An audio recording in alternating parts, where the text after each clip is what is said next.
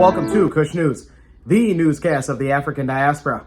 I'm your anchor, Ochanda, daily bringing you the top stories from Africa and the Caribbean. Let's take a look at today's news on Tuesday, May 9th, 2023. We go to Sudan, where food assistance resumes while conflict continues.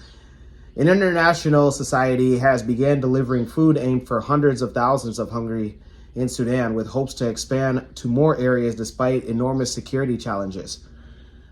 Even as Sudan's conflict unleashes widespread displacement and hardship, the rainy season is promising to make the swaths of the country inaccessible. The rainy season usually begins at May and goes until November. For many people, food and other supplies are running low, said a director of the Sudan World Food Program. In the coming days, the society is immediately to reach 384,000 people in 4 Sudanese states, with food distributions reaching the most vulnerable. The growing hunger numbers from the conflict add to an alarming food security situation in Sudan. Many people are now on the move. Roughly 100,000 have already fled to neighboring countries such as Chad and Egypt. Aid must be allowed into Sudan, and we need more secure and immediate access to be able to distribute it to people who need it the most. The crisis has also taken a heavy toll on food assistance operations. 3 employees and some staff members were killed in the unrest, forcing international organizations to suspend operations and asking international communities to have talks for humanitarian truce to allow food and medical assistance into the country. Before the conflict erupted, international societies had supported over 7 million people in Sudan with food assistance itself. But the insecurity now makes the job nearly impassable, especially in the conflict hotspots, such as the capital of Khartoum and across the Darfur. There is hope of stability that might return at least to part of the country, allowing people to get back on their feet and humanitarians to allow to be able to do their job. Those in Sudan, let us know on if you feel that a longer humanitarian truce is in sight and if you yourself have fled to neighboring countries. Let's go to Southern Africa. The Southern African forces that are a part of the Southern African Development Community, which includes South Africa, Angola, Mozambique, and Tanzania, has backed to be deployed to Democratic Republic of Congo. In a statement released yesterday from the Namibian capital of Windhoek, the DRC's President Felix Tshisekedi and his South African counterpart Cyril Ramaphosa and his ministers from a regional group. The meeting did not give the numbers to be deployed nor a timeline for deployment. The SADC troops will add to an already East African regional military presence that has taken over some areas previously occupied by M23 militia. The rebels are still present in the DRC's North Kivu province and occasionally clash with rival militia. The East African Community Force draw on troops from Burundi, Kenya, Uganda, and South Sudan. Militia groups have plagued much of the DRC for decades. The M23 militia have captured swaths of territory in North Kivu since taking up arms again in 2021 after being dominant since 2013. Those in Eastern Congo and in the Southern African Development Community, let us know your thoughts and let us know if you feel that an end to the conflict going on in Congo is near. Let's go to Malawi. A high court in Malawi has directed the Ministry of Education to allow students with dreadlocks to be enrolled. The court, at the beginning of the week, ordered the ministry to issue an order by June 30th to announce the removal of restrictions barring Rastafarian learners from attending public schools. The court ruled on the petition on behalf of 2 Rastafarians who were denied admission into public schools back in 2010. For the learners, through human rights organizations, they filed a suit to seek to have Rastafarian children allowed access to schools without prejudice. Rastafarianism is a religion and a belief system from Jamaica that stresses living what they regard as natural, including the hair. However, Malawi's Rastafarian community have long been sidelined by education policies requiring students to cut their hair to promote what they described as uniformity among students. Back in June of 2020, a similar case was ruled upon by a Kenyan court, which also barred schools from turning away Rastafari learners. Those in Malawi, Rastafari, let the hair grow, right? That's where the power comes from, right? I support it. Let's go to the Caribbean.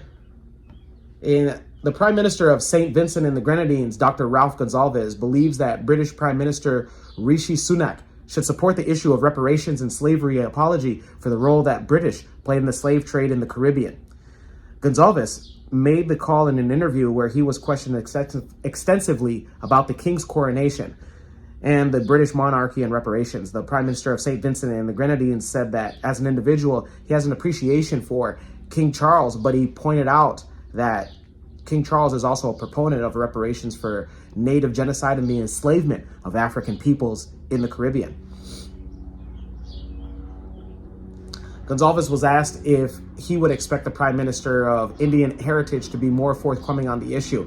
He responded, "Would I expect and I believe that he would have a great understanding of this issue." While the British monarchy is current for the St. Vincent and the Grenadines monarch, Gonsalves revealed that during the King's coronation, he did not recite certain oaths. He did not recite that we do not swear on any oath to His Majesty, and we swear allegiance to the people of the St. Vincent and the Grenadines. I'd like to see very much severing of this link with the British monarch. I don't accept, and I cannot accept someone who was born in the United Kingdom, grows up in the United Kingdom, lives in the UK, and can be a king of a Caribbean island. Those in St. Vincent and Grenadine, let us know if you back the Prime Minister on his words and his frustrations. Let's keep it in the Caribbean and end it with St. Lucia. The president of the Trinidadian-based Caribbean Court of Justice Tuesday welcomed St. Lucia as a full member of the Caribbean Court of Justice that was established back in 2001 to replace a European court. And this Caribbean Court of Justice is the Caribbean's highest court.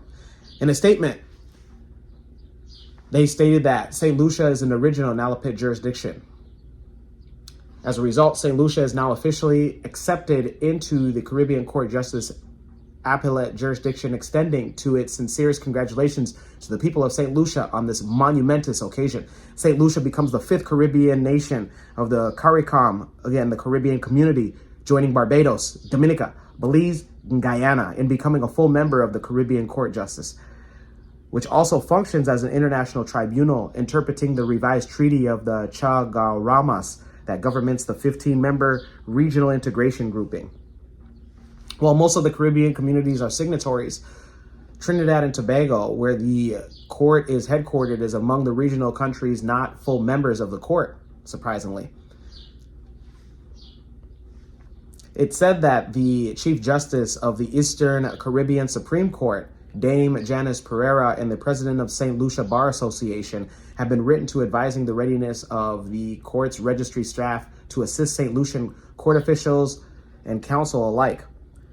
The court looks forward to serving the people of St. Lucia, as we all do with all the states in the Caribbean and the people of the Caribbean community in particular. Those in St. Lucia, congratulations. Becoming a member of the highest court in the West Indies. Let us know how you feel in the comments below. We end today's newscast with the African proverb of the day, and it comes to us from Kenya. Woo-hoo! Kenya, the 254. This is the first Kenya proverb of the month. And it reads, "A man who uses force is afraid of reasoning."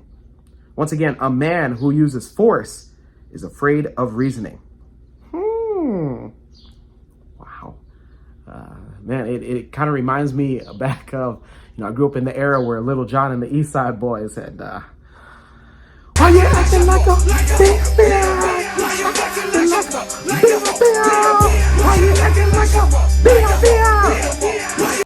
Let me know your interpretations of today's African proverb of the day, as well as your views, questions, comments, and concerns on the top stories. Don't forget to like, subscribe, and hit that notification bell for today and any other time that we upload material. Also, feel free to follow us on Twitter. That's Kush_News1. Again, that's Kush_News1. We hold weekly weekend Twitter spaces. For Kush News on Kush Convos TV, I'm Ochanda. We'll see you soon.